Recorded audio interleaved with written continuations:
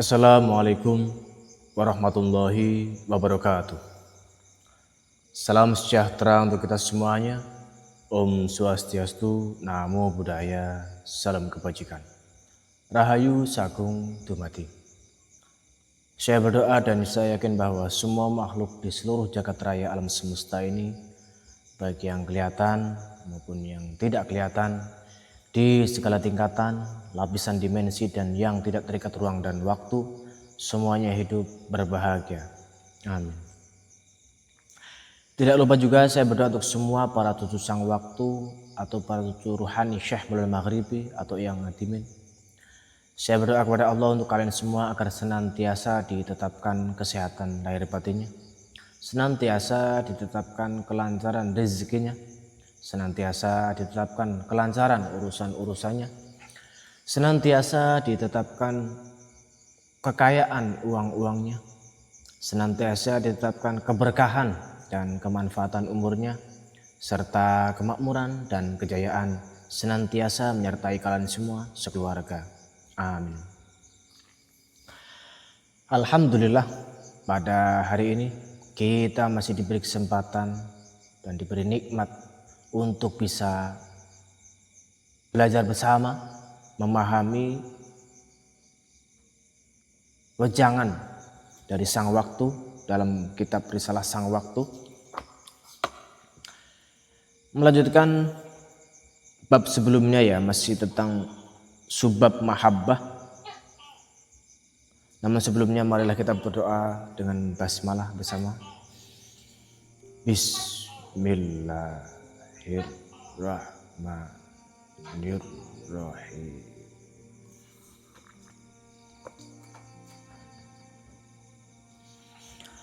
Mahabbah sebagai cahaya di tengah kegelapan dunia. Wejangan Sang Waktu tentang cinta yang menerangi perjalanan salik. Beliau berkata, "Wahai cucuku, dunia ini adalah lautan yang luas, sangat luas, hingga mata batin pun sulit melihat tepiannya. Ia bukanlah lautan air seperti yang kau bayangkan, tetapi lautan yang terbuat dari gelombang ujian yang silih berganti. Ombak fitnah yang datang dari segala penjuru, dan arus hawa nafsu yang menarikmu ke dasar yang paling dalam. Banyak pelaut yang tenggelam di tengah lautan ini, bukan karena perahu mereka yang kurang kokoh, bukan karena mereka kurang bekal, bukan karena mereka kurang ilmu. Mereka tenggelam karena perahunya tidak diterangi oleh cahaya. Mereka berlayar dalam kegelapan, tidak tahu kemana arah kiblat, tidak tahu di mana bahaya mengintai, tidak tahu di mana tepi keselamatan. Pertama, cahaya yang menyala dari dalam. Wahai cucuku, ketahuilah dengan sebenar-benarnya pengetahuan yang hanya bisa dicapai oleh hati yang telah dibersihkan, bahwa mahabbah bukanlah cahaya yang datang dari luar dirimu. Ia bukan cahaya matahari yang menyinari dari langit, bukan cahaya bulan yang memantulkan terang dari kejauhan, bukan cahaya lampu yang kau nyalakan dengan tanganmu sendiri. Mahabbah adalah nyala api yang ditiupkan langsung oleh Allah ke dalam jiwa hamba yang lembut hatinya, hamba yang telah lama menangis dalam sujud, yang telah lama berdarah karena luka pengkhianatan, yang telah lama haus karena dahaga akan makna. Cucuku, engkau mungkin bertanya, dari mana datangnya cahaya ini? Jawabannya, ia datang dari kehampaan. Dari malam-malam panjang ketika engkau sendirian dan tidak ada seorang pun yang menemanimu selain air matamu. Dari saat-saat ketika engkau dihina, dicaci, diludahi, dan engkau memilih untuk diam bukan karena takut, tetapi karena engkau tahu bahwa diammu adalah doa yang lebih keras dari 1000 makian.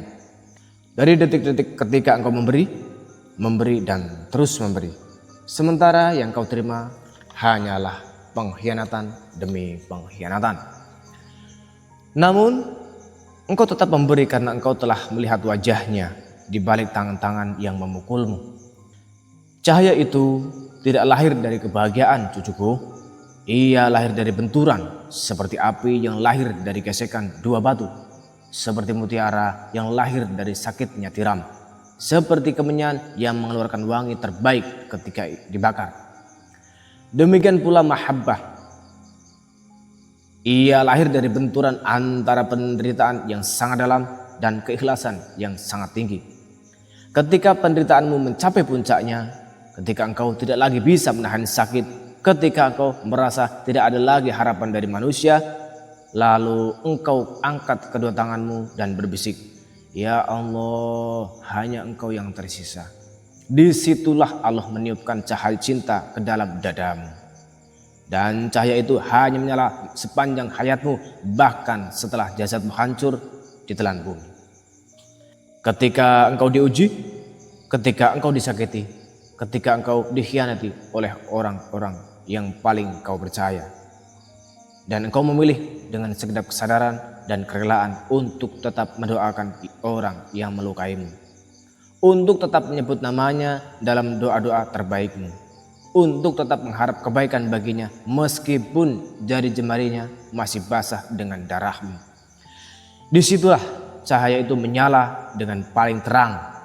Itu bukan kelemahan, wahai cucuku. Itu bukan tanda bahwa engkau tak berdaya. Itu adalah tanda bahwa Allah sedang memperluas ruang cinta di dadamu. Ia sedang merobek dinding-dinding hati yang selama ini membatasi cintamu hanya pada mereka yang baik kepadamu. Ia sedang mengajarkanmu bahwa cinta sejati tidak mengenal syarat, tidak mengenal balasan, tidak mengenal pamrih. 2. Hakikat cinta mahabbah dalam ilmu tingkat tinggi. Wahai cucuku, dalam ilmu tingkat tinggi yang hanya diketahui oleh para arif billah, cahaya mahabbah memiliki hakikat yang sangat dalam. Ia bukan sekedar perasaan lembut di hati, bukan sekedar getaran ketika mendengar nama Allah, bukan sekedar air mata yang jatuh ketika membaca Al-Quran. Ia adalah nur cahaya suci yang merupakan pancaran langsung dari nur Allah yang menerangi langit dan bumi. Allah berfirman dalam kitabnya yang agung, Allah adalah cahaya langit dan bumi. Perumpamaannya, cahayanya adalah seperti sebuah lubang yang tak tembus, yang di dalamnya ada pelita besar. Pelita itu di dalam kaca, dan kaca itu bagikan bintang yang bercahaya. Quran Surah An-Nur ayat 35. Cucuku, ayat ini bukan sekedar perumpamaan tentang cahaya Allah yang menerangi alam semesta. Ia adalah rahasia tentang bagaimana cahaya itu masuk ke dalam hati seorang mukmin yang telah bersih. Lubang yang tak tembus adalah dada seorang hamba yang telah mengosongkan dirinya dari segala selain Allah. Pelita besar adalah ruh yang telah dihidupkan dengan cahaya iman.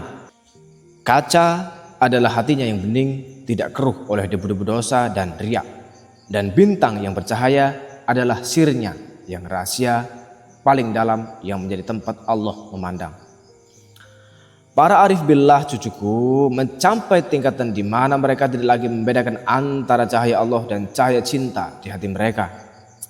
Bukan berarti mereka menyekutukan Allah, tetapi mereka menyaksikan bahwa semua cahaya berasal dari satu sumber dan hati mereka hanyalah cermin yang mematulkannya. Dalam tingkatan ini, seorang salik tidak lagi berkata, "Aku mencintai Allah," dengan perasaan bahwa dirinya adalah subjek yang terpisah dari objek cintanya. Ia lebih merasakan bahwa cinta itu sendiri yang mencintai melalui dirinya, bahwa Allah yang mencintai dirinya sendiri melalui hati hambanya. Ini adalah rahasia yang sangat dalam, cucuku, yang tidak bisa kau pahami dengan akal, tetapi bisa kau rasakan jika engkau telah sampai. Cahaya mahabbah memiliki beberapa sifat yang membedakannya dari cahaya-cahaya lainnya. Pertama, ia tidak membutuhkan bahan bakar. Cahaya matahari membutuhkan reaksi nuklir di intinya. Cahaya api membutuhkan kayu atau minyak. Cahaya listrik membutuhkan aliran energi. Tetapi cahaya mahabbah tidak membutuhkan apapun. Ia menyala dari dirinya sendiri. karena ia adalah pancaran dari Zat yang Maha Kaya, lagi Maha berdiri sendiri. Ia tidak akan padam meskipun seluruh dunia berusaha memadamkannya. Ia tidak akan redup meskipun badai menerpa dari segala penjuru. Kedua, ia tidak dapat dilihat oleh mata kepala, tetapi dapat dirasakan oleh hati. Orang-orang awam mungkin tidak akan mengerti mengapa engkau tersenyum di tengah penderitaan, mengapa engkau tenang di tengah kekacauan, mengapa engkau tetap berbuat baik meskipun diperlakukan buruk. Mereka tidak bisa melihat cahaya yang menerangi hatimu, tetapi mereka bisa merasakan ketenangan yang terpancar dari dirimu. Seperti bunga yang tidak berbicara tetapi menyebarkan wanginya. Seperti bulan yang tidak bersuara tetapi menerangi kegelapan. Ketiga, ia dapat menular. Satu hati yang diterangi cahaya mahabbah dapat menerangi hati-hati lain di sekitarnya. Seperti satu lilin yang menyalakan ribuan lilin lain tanpa mengurangi cahayanya sendiri. Inilah sebabnya mengapa kehadiran seorang wali membawa ketenangan. Mengapa majelis zikir terasa berbeda dari majelis-majelis lainnya. Mengapa orang-orang yang berada di dekat kekasih Allah merasakan kedamaian yang tidak bisa dijelaskan dengan kata-kata. Keempat, ia terus bertambah seiring waktu. Semakin lama cahaya itu menyala, semakin terang ia. Berbeda dengan cahaya duniawi yang meredup seiring waktu. Cahaya mahabbah justru semakin kuat, semakin terang, semakin dalam. Karena setiap ujian yang dilewati dengan cinta akan menambah bahan bakar spiritual. Setiap luka yang dimaafkan dengan ikhlas akan menjadi lensa yang memperkuat cahaya. Setiap doa yang dipanjatkan di sepertiga malam akan menjadi cermin yang melipat gandakan sinarnya.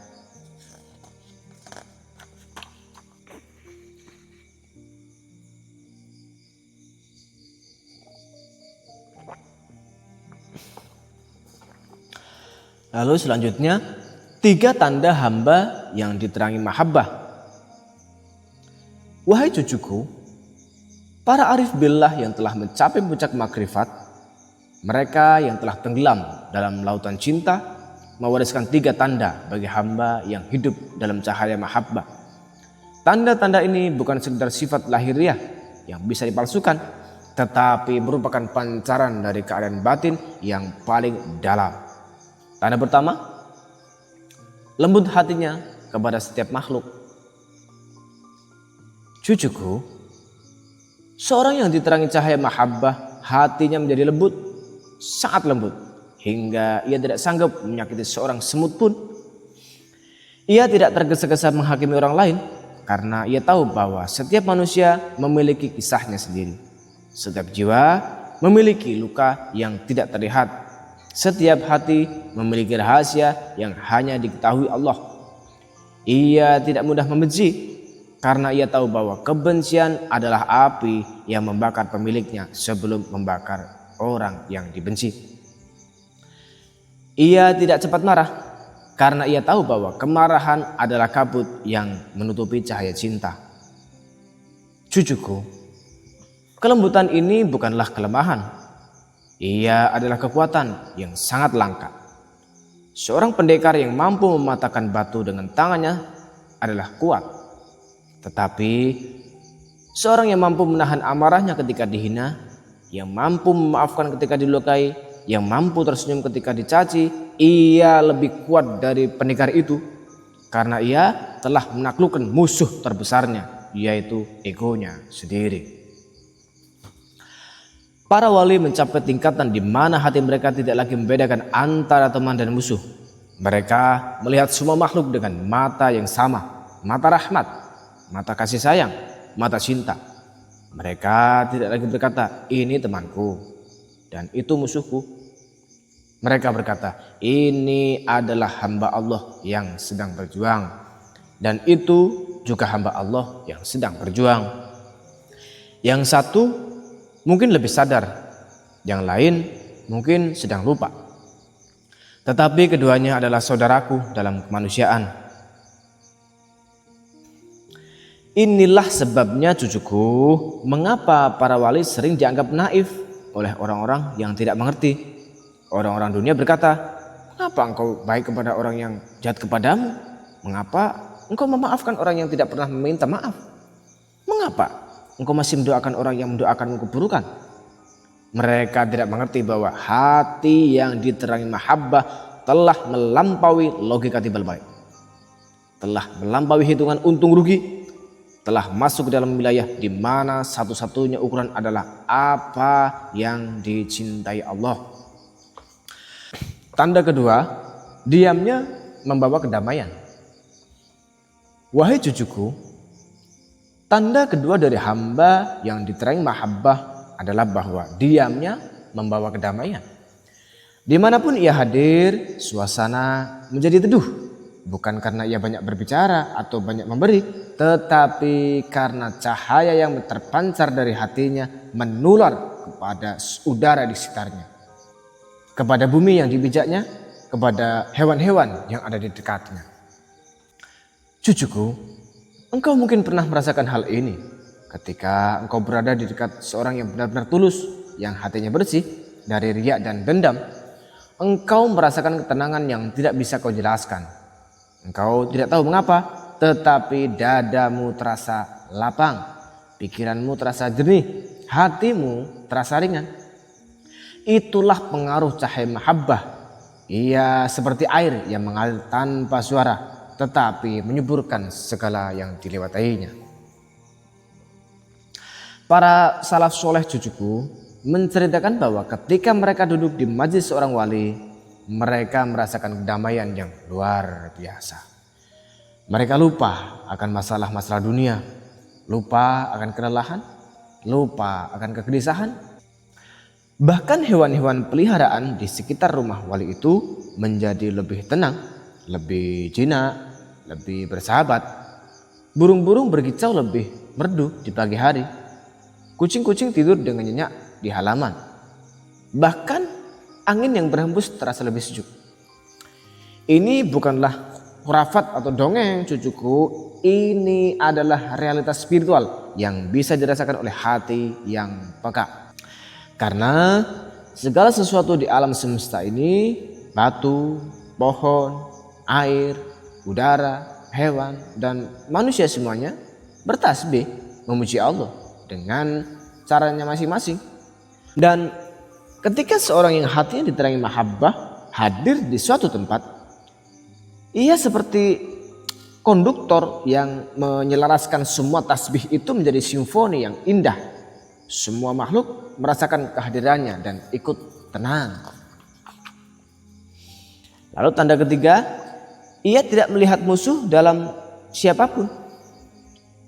Cucuku, tanda yang ketiga yang paling tinggi dan paling sulit dicapai adalah bahwa ia tidak melihat musuh dalam siapapun. Ia melihat setiap kejahatan sebagai kebodohan. Kebodohan orang yang tidak tahu apa yang sedang ia lakukan. Kebodohan orang yang buta terhadap cahaya.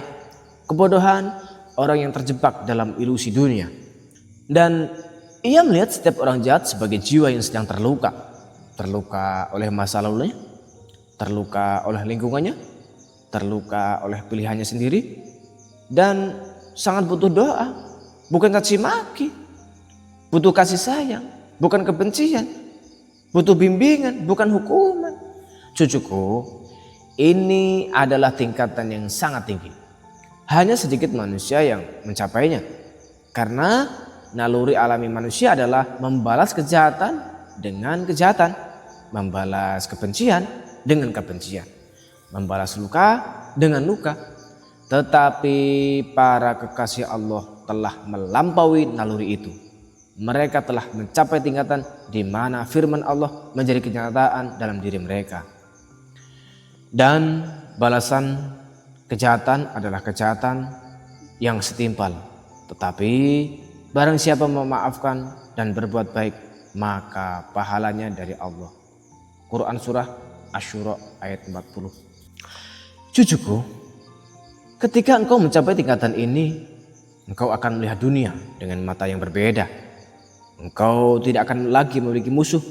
bukan karena tidak ada orang yang berbuat jahat kepadamu, tetapi karena engkau tidak lagi menyebut mereka musuh. Engkau melihat mereka sebagai pasien yang sakit, sebagai murid yang sedang belajar, sebagai saudara yang tersesat, dan engkau akan berusaha menyembuhkan mereka, mengajari mereka, menuntun mereka, bukan dengan kekerasan, tetapi dengan cinta. Rasulullah SAW adalah teladan tertinggi dalam hal ini. Ketika penduduk Taif melempari beliau dengan batu hingga darah mengalir dari sekujur tubuhnya, malaikat Jibril datang menawarkan untuk membalikan gunung ke atas mereka. Namun beliau menjawab, "Jangan, karena aku berharap dari keturunan mereka akan lahir orang-orang yang menyembah Allah semata." Dan beliau berdoa untuk mereka bukan dengan doa kebinasaan, tetapi dengan doa petunjuk. Inilah mahabbah cucuku, inilah cahaya yang menerangi kegelapan. Inilah jalan para nabi dan wali. Selanjutnya, mahabbah yang mendidik hati. Wahai cucuku, mahabbah bukan hanya menerangi jalanmu sehingga engkau tidak tersesat. Ia juga mendidik hatimu, membentuk karaktermu, mematangkan jiwamu seperti seorang guru yang bijaksana. Ia mengajarkan pelajaran-pelajaran yang tidak bisa kau peroleh dari kitab manapun. Pelajaran pertama, tidak sombong meskipun berilmu. Cucuku, ilmu yang tinggi seringkali menjadi sumber kesombongan. Semakin banyak yang kau ketahui, semakin besar godaan untuk merasa lebih baik dari orang lain. Tetapi cahaya mahabbah mengajarkanmu bahwa ilmu tanpa cinta adalah kesombongan yang terselubung. Ilmu yang benar adalah ilmu yang membuatmu semakin sadar akan kebodohanmu di hadapan Allah. Semakin engkau tahu tentang Allah, semakin engkau tahu bahwa engkau tidak tahu apa-apa tentangnya. Semakin engkau tahu tentang agama, semakin engkau sadar bahwa sedikit amalmu. Semakin engkau tahu tentang makhluk, semakin engkau sadar betapa rumit dan rapuhnya mereka. Seorang yang diterangi mahabbah, jika ia berilmu, ilmunya tidak membuatnya sombong. Ia menjadi semakin berhati, semakin mudah memaafkan, semakin sabar menghadapi kebodohan orang lain. Ia seperti pohon yang berbuah lebat. Semakin banyak buahnya, semakin rendah ia menunduk. Ia seperti lautan yang dalam. Semakin dalam airnya, semakin tenang permukaannya. Lalu pelajaran kedua, tidak congkak meskipun dipuji. Cucuku, pujian adalah ujian yang sangat berat. Banyak orang selamat dari ujian kesulitan, tetapi gagal dalam ujian kemudahan. Mereka kuat ketika dihina, tetapi lemah ketika dipuji. Mereka tegar ketika dimusuhi, tetapi luluh ketika disanjung. Cahaya mahabbah mengajarkanmu bahwa pujian hanyalah angin yang berhembus. Ia datang tanpa kau undang dan pergi tanpa kau antar. Jika kau terlalu senang ketika dipuji, kau akan sedih ketika dicela. Jika kau terlalu bangga dengan sanjungan, kau akan hancur dengan hinaan. Orang yang mencintai Allah tidak peduli dengan pujian manusia, karena ia tahu bahwa pujian tertinggi datang dari Allah. Ia tidak peduli dengan sanjungan manusia, karena ia tahu bahwa sanjungan tidak akan masuk kubur bersamanya. Para wali ketika dipuji, mereka justru merasa tidak nyaman. Mereka takut pujian itu akan merusak amal mereka. Mereka takut pujian itu adalah ujian yang membuat mereka lalai. Mereka lebih suka jika orang tidak memperhatikan mereka, karena mereka ingin amal mereka hanya diketahui oleh Allah. Pelajaran ketiga, tidak hancur meskipun dihina. Cucuku, dan ini yang terpenting, mahabbah mengajarkanmu untuk tidak hancur meskipun dihina. Dunia ini kejam, manusia bisa sangat jahat. Mereka bisa menghinamu di depan umum, menyebarkan aibmu, merusak namamu, menghancurkan reputasimu. Jika engkau tidak memiliki cahaya cinta di hatimu, engkau akan hancur, engkau akan sakit hati, depresi, dendam, dan mungkin melakukan hal-hal yang lebih buruk dari mereka. Tetapi jika engkau memiliki mahabbah, engkau akan tahu bahwa penghinaan manusia tidak berarti apa-apa di hadapan Allah. Yang penting adalah bagaimana Allah memandangmu, bukan bagaimana manusia memandangmu. Engkau akan tahu bahwa setiap hinaan adalah kifarat atau penghapus dosa jika engkau sabar. Engkau akan tahu bahwa setiap caci maki adalah pupuk yang menyuburkan taman cinta di hatimu. Engkau akan tahu bahwa orang yang menghinamu mungkin sedang menjadi alat Allah untuk membersihkanmu dari kesombongan. Cucuku, cinta membuat seorang salik memahami bahwa semua milik hanyalah titipan. Harta yang kau banggakan adalah titipan. Jabatan yang kau sombongkan adalah titipan. Kesehatan yang kau andalkan adalah titipan. Bahkan orang-orang yang kau cintai adalah titipan. Suatu saat semua akan diambil kembali oleh pemilik sejati. Maka jangan tangisi apa yang hilang. Jangan berduka atas kepergian mereka. Syukurilah bahwa engkau sempat mencintai mereka dalam nama Allah. Bahwa engkau sempat merasakan keindahan cinta sebelum ia pergi. Bahwa engkau sempat belajar ikhlas melalui kehilangan. Para arif berkata, setiap kehilangan adalah pertemuan dalam bentuk lain. Ketika engkau kehilangan harta, sebenarnya engkau sedang bertemu dengan hakikat bahwa Allah adalah pemberi rizki. Ketika engkau kehilangan orang yang kau cintai, sebenarnya engkau sedang bertemu dengan kesadaran bahwa hanya Allah yang kekal. Ketika engkau kehilangan kesehatan, sebenarnya engkau sedang bertemu dengan rasa syukur atas nikmat sehat yang selama ini kau lupakan. Maka jangan bersedih cucuku, bersyukurlah. Karena setiap kehilangan adalah guru yang mengajarkanmu pelajaran yang tidak bisa kau peroleh di bangku sekolah manapun. Lalu yang kelima, cahaya mahabbah yang mengubah dunia. Lah, kantor teman.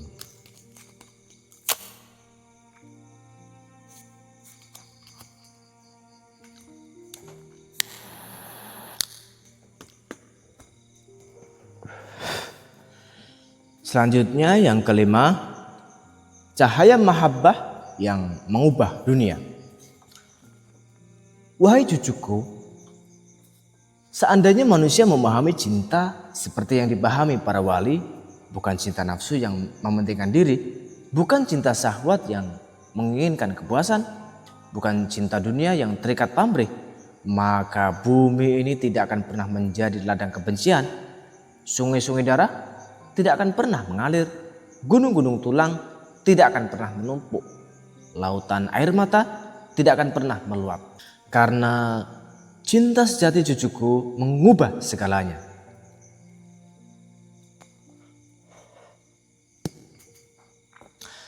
Cucuku, cinta sejati bukan hanya berbicara tentang kasih sayang kepada sesama manusia. Ia jauh lebih luas dari itu. Ia adalah kasih pada tanah yang dipijak.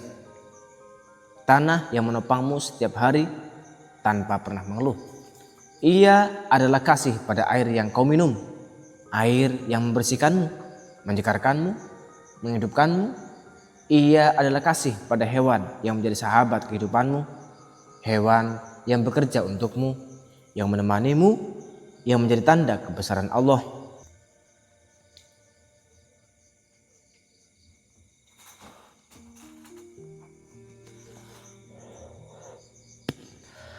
Lihatlah cucuku, bagaimana para nabi dan wali mencintai makhluk.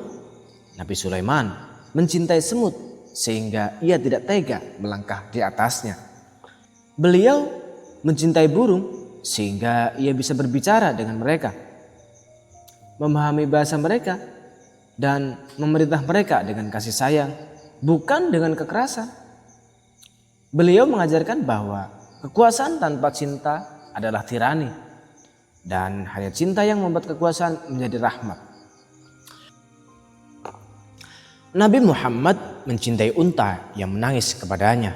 Suatu ketika, seekor unta mendekati beliau dengan air mata berlinang, mengeluhkan majikannya yang memperlakukannya dengan kasar dan memberinya beban yang terlalu berat. Beliau tidak mengabaikan unta itu. Beliau mendengarnya, memanggil majikannya dan menegurnya dengan lembut tetapi tegas. Beliau mengajarkan bahwa bahkan hewan memiliki hak, bahwa bahkan unta yang tidak bisa berbicara dengan bahasa manusia memiliki suara yang harus didengar, bahwa cinta tidak mengenal batas spesies. Para wali mencintai pohon yang menaungi mereka dalam berzikir. Dikisahkan bahwa ada seorang wali yang setiap hari duduk di bawah pohon yang sama untuk berzikir. Suatu hari pohon itu ditebang oleh orang yang tidak tahu. Wali itu menangis. Orang-orang bertanya, "Mengapa engkau menangis?" "Itu hanya pohon." Ia menjawab, "Pohon itu adalah temanku dalam zikir. Diamnya adalah tasbih, rindangnya adalah rahmat, buahnya adalah rezeki. Bagaimana aku tidak menangis kehilangan seorang teman yang tidak pernah menyakitiku?"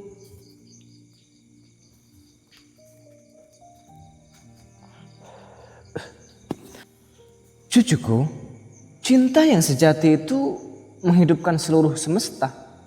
Ketika engkau mencintai makhluk dengan kasih yang benar, dengan kasih yang melihat Allah di balik makhluk itu, maka seluruh alam semesta akan bersahabat denganmu.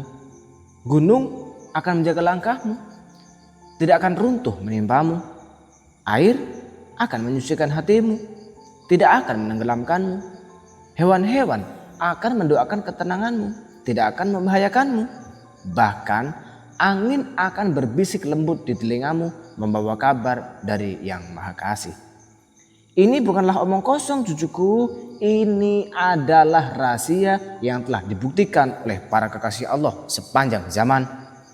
Karena segala sesuatu di alam semesta ini, batu, pohon, air, api, angin, hewan, semuanya adalah hamba Allah yang tunduk kepadanya. Dan ketika seorang hamba Allah yang mencintainya hadir di tengah mereka, mereka merasakan getaran cinta itu dan ikut tunduk, ikut tenang, ikut damai. Seperti sekawanan burung yang tidak takut kepada manusia yang hatinya bersih. Seperti binatang buas yang menjadi jinak di hadapan seorang wali. Seperti lautan yang tenang ketika dilewati perahu yang membawanya kasih Allah. Selanjutnya, jangan biarkan dunia memadamkan cahaya cintamu.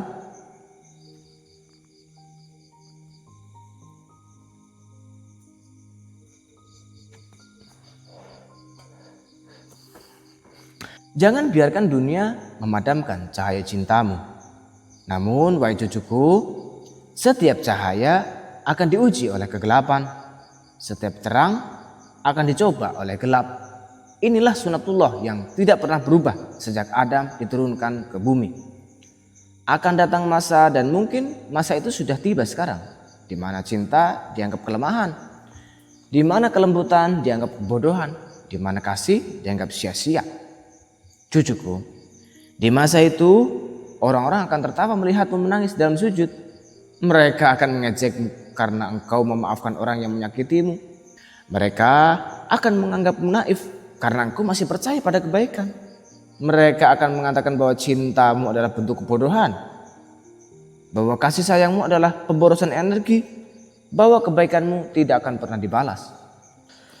Di masa itu, jangan padamkan pelitamu, biarkan ia tetap menyala sekecil apapun nyalanya.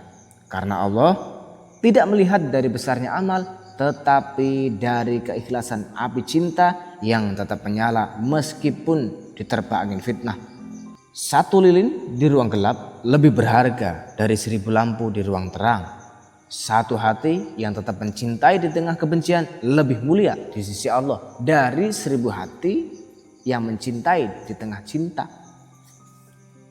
Cucuku, cinta bukan untuk dipamerkan. Ia bukan untuk ditujukan kepada manusia, agar mereka berkata, wahai, betapa baiknya dia, betapa cintanya dia kepada Allah. Cinta adalah rahasia antara engkau dan Tuhan. Ia seperti bara yang disembunyikan di dada seorang wali, tidak terlihat oleh siapapun, tidak diketahui oleh siapapun, tetapi sangat berharga di sisi Allah. Semakin engkau sembunyikan, semakin ia menyala terang dalam pandangan Allah. Semakin engkau rahasiakan, semakin besar pahalanya di akhirat kelak. Sang waktu berkata, tanda cinta yang sejati adalah engkau tidak ingin orang tahu bahwa engkau mencintai. Karena cinta yang dipamerkan telah tercampur dengan riya. Cinta yang disebut-sebut telah ternodai oleh sum'ah. Cinta yang menjadi bahan pembicaraan telah kehilangan kesuciannya. Maka jagalah cintamu seperti kau menjaga mutiara paling berharga. Sembunyikan dari mata yang tidak berhak melihat, tetapi biarkan ia bersinar di hadapan yang berhak melihat. Yang ketujuh, fana dan baqo. Wahai cucuku, kita telah sampai pada puncak dari wejangan ini. Dengarkan dengan hati yang paling dalam. Karena apa yang akan kusampaikan sekarang adalah rahasia yang hanya diberikan kepada sedikit hamba. Dalam perjalanan cinta ada dua tingkatan terakhir yang hanya dicapai oleh para wali yang paling tinggi, yaitu fana dan baqo. Fana adalah lebur, bukan lebur dalam arti fisik, tetapi lebur dalam arti spiritual. Seorang salik yang mencapai fana, egonya lebur, keinginannya lebur, ambisinya lebur, rasa akunya lebur. Yang tersisa hanyalah kesadaran bahwa Allah adalah segala-galanya dan dirinya hanyalah bayangan.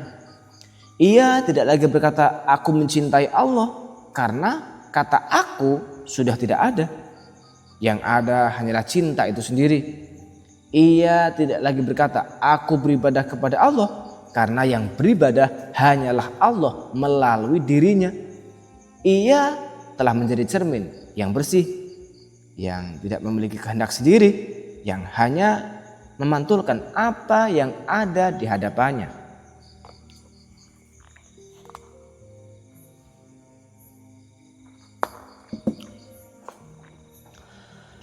Dalam tingkatan ini, seorang salik merasakan apa yang dirasakan oleh Nabi Musa ketika ia berkata, ya Tuhanku, perlihatkanlah dirimu kepada aku agar aku dapat melihatmu.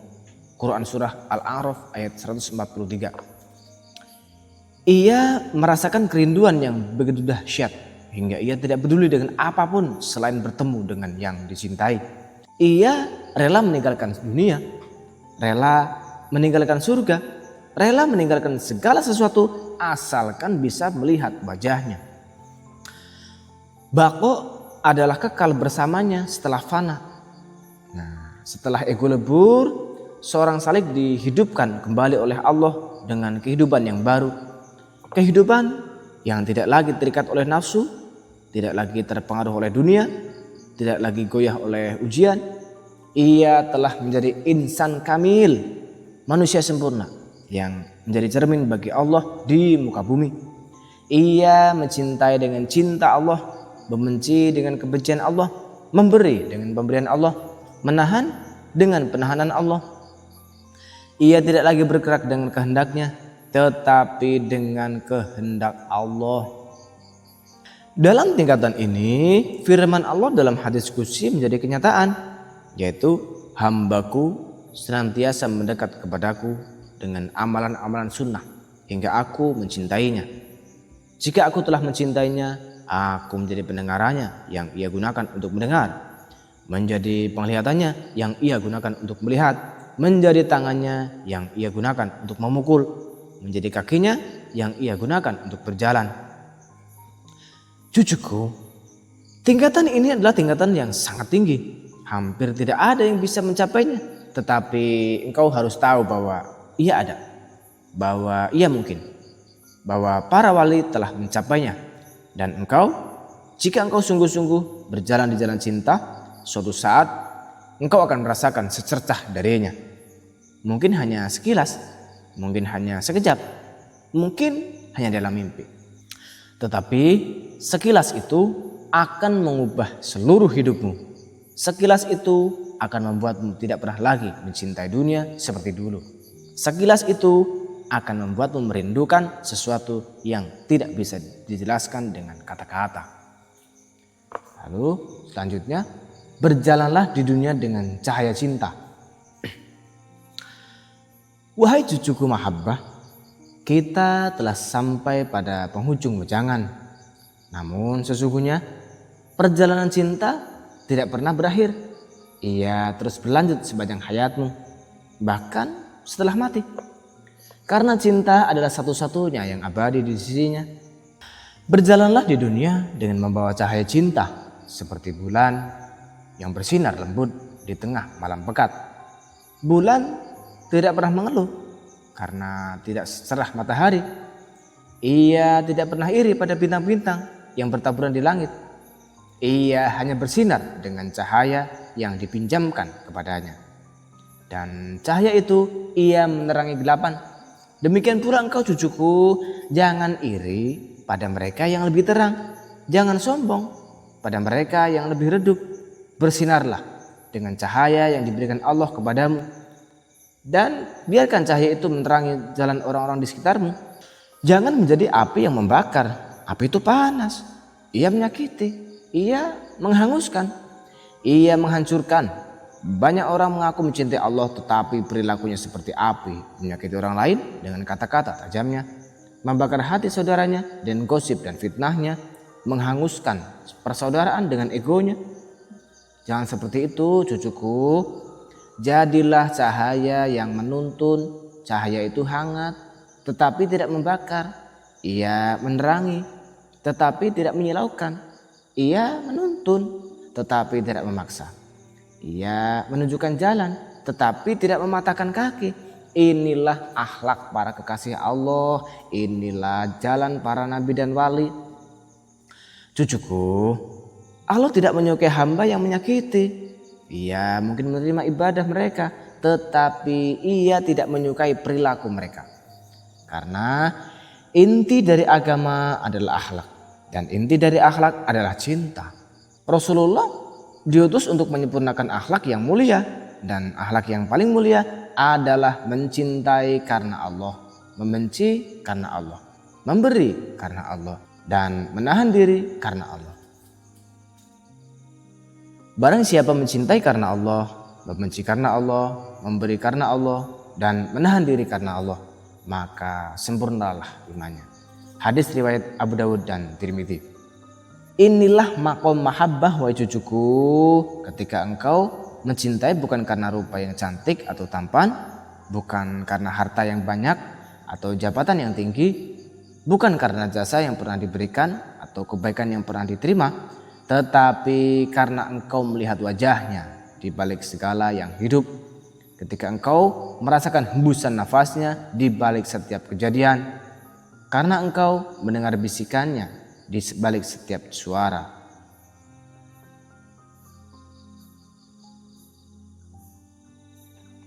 Cucuku, cinta yang sejati akan menuntunmu untuk mengenal siapa dirimu. Dan ketika engkau telah mengenal dirimu dengan segala kelemahan dan kekuranganmu, dengan segala dosa. Alhamdulillah. Alhamdulillah, pada hari ini kita telah belajar bersama-sama mengenai mahabbah ya. Sebab mahabbah. Selanjutnya akan kita belajar bersama tentang mahabbah bumi gitu ya. Kita ulang lagi ya. Karena dokumennya gak ada. Besok kita akan belajar lagi tentang mahabbah bumi. Kita belajar lagi ya. Jika ini bermanfaat silakan di like, komen, di share kemanapun. Agar yang menerima percikan cahaya bukan hanya diri kita ya, tapi semua orang, semua makhluk. Kurang lebihnya mohon maaf. Akhir kata saya akhiri. Assalamualaikum warahmatullahi wabarakatuh. Om Santi Santi.